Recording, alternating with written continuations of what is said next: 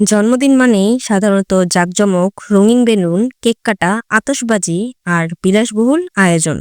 কিন্তু সেই প্রচলিত ধারা ভেঙে ভিন্ন এক দৃষ্টান্ত স্থাপন করলেন গাজীপুরের সাবেক মহানগর ছাত্রদলের যুগ্ম সাধারণ সম্পাদক মনির হোসেন খান।